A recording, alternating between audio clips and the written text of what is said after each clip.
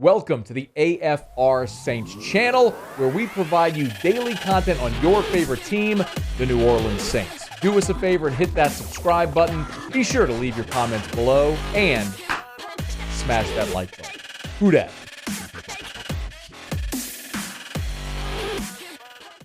The big focus with Deshaun Watson making the decision to go to Cleveland is what's next for New Orleans.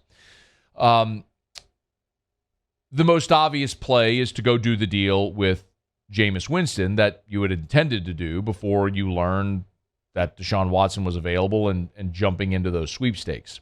And Adam Schefter did tweet about 30 minutes ago, after today's trade, free agent quarterback Jameis Winston now is expected to be back in play for the New Orleans Saints, per sources. It does not say that Jameis to New Orleans is a done deal, just that Jameis returning to the Saints is back in play. And of course, it should be. If you're in New Orleans, that should have been your play all along. And I keep hearing this conversation about hurt feelings. Y'all, to hell with hurt feelings. This is still a business. I know it's cliche and people say it, but it's true. You're constantly trying to win and to make your organization better at any position. If you're the Saints or the Falcons or the Browns or whoever, and you have an opportunity to acquire a player like Deshaun Watson, a quarterback in his physical prime, it is negligent if you don't pursue that. And if you're the guy who might lose a job because of that pursuit, if you have hurt feelings, that's on you, because ultimately now you have to go find a job one way or another. Is it in New Orleans? Is it somewhere else? And we've talked about this for several weeks now. That game of musical chairs, there's not that many chairs left for dudes to plop their butt down in. I mean, if you're Jameis, you're looking around going, okay, well, there's New Orleans. There's the Colts. Does Seattle want to bring in a starter? They can roll with Drew Lock. They can draft a player. We haven't even talked about the teams that are going to draft players. But Miami signed Teddy Bridgewater there with Jalen, or with Tua. Mitch Trubisky is there with Mason Rudolph now in Pittsburgh. You know some teams are going to use draft capital to draft quarterbacks in this draft. But if you're looking for a starter, there ain't that many spots to go. And New Orleans and Jameis is still a great pairing. He's been in the organization for 2 years, and they were 5-2 through 7 games this year before he was injured. You're getting Michael Thomas back. Kamara, we don't know what his off-field issues will be. But the other really significant part of what New Orleans has, or what they've done now, is because they moved so much money around, because they restructured so many deals to make room for Deshaun Watson, the Saints now have, according to Spotrac, an estimated $24.5 million in cap space. They signed a defensive lineman today from the 49ers. So you're talking about $24.5 million to spend to go make your roster better, and you didn't have to give up your draft capital. So I know there were a lot of people that were arguing they didn't want to give up the draft picks, or just move on from Deshaun Watson. He's stringing you along. To hell with that. Every option that you had, if you were saying, hey, don't let Deshaun Watson string you along. If you were saying that and saying, look, go sign Jameis, you got this cap space so you can spend in free agency and keep your draft picks, all of that's still on the table. You lost the Deshaun Watson sweepstakes, but all of the things that you mentioned are still there. That's why you pursue it. So you sign Jameis Winston. I will be very curious to see what a deal with Jameis would look like. There are reports that he already has had the offer from the Saints that was obviously put on hold with the Deshaun Watson pursuit. But what does an offer for Jameis look like?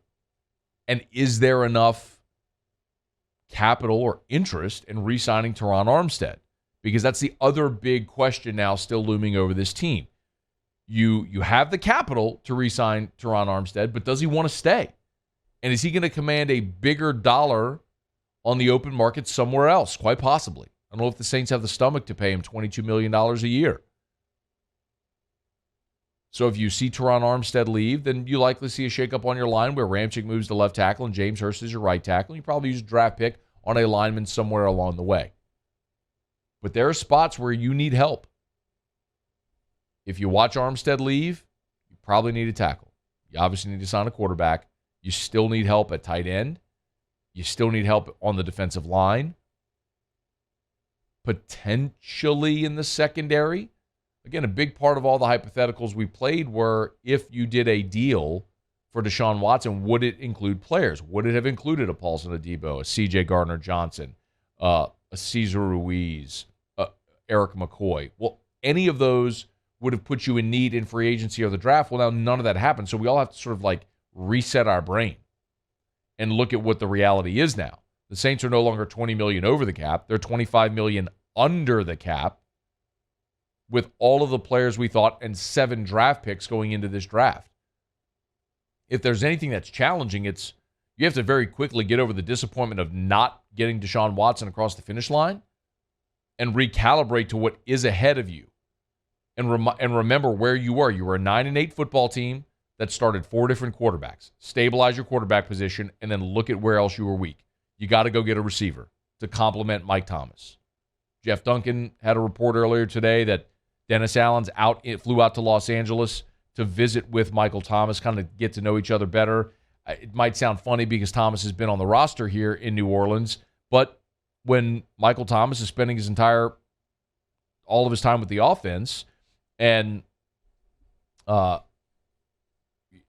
Dennis Allen's with the defense, you probably don't interact as much as Michael Thomas did with the offensive staff. So you need a number 2 receiver to complement Michael Thomas. There are spots that you need to fill now, but the first one is you go right to Jameis Winston and try to get this deal done. If not Jameis, your only other options realistically, because remember, there was a lot of talk also about Matt Ryan. The Falcons were going to try to trade Matt Ryan if they got Deshaun Watson. First of all, who in the hell would have traded for Matt Ryan? Matt Ryan's 36 years old. He's got a $40 million cap hit this year. Who would give up assets to acquire a 36-year-old quarterback who is declining in his career and take on that type of contract? It was just nonsensical to think anybody would have traded for Matt Ryan. Now, if the Falcons had gotten Deshaun Watson and cut Matt Ryan, that's a different story. And then he's an unrestricted free agent. He can sign wherever he wants. That may be the same situation with Baker Mayfield.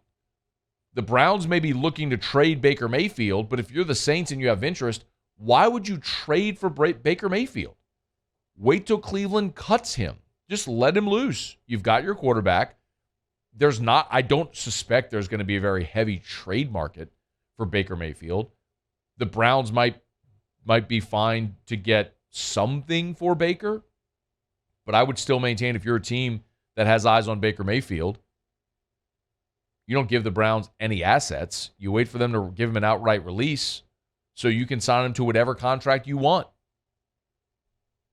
The only other option, aside from Jameis, Baker, is Jimmy Garoppolo or the draft. And you know my feelings on Jimmy Garoppolo.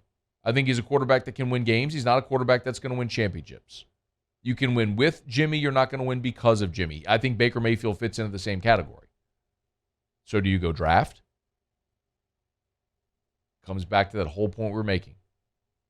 The obvious, no doubt player in this draft doesn't exist. That quarterback, that top 5, that no doubt number 1, consensus number 1, the Trevor Lawrence, the Joe Burrow, that guy's not in this draft. So if you're the Saints, you're really looking to commit your future at that position to someone you're not bullish on. I mean, it's Jameis. Jameis is the answer. And if Jameis has hurt feelings, you better get over that in a hurry because he's not going to find a better situation than one he'd have here in New Orleans.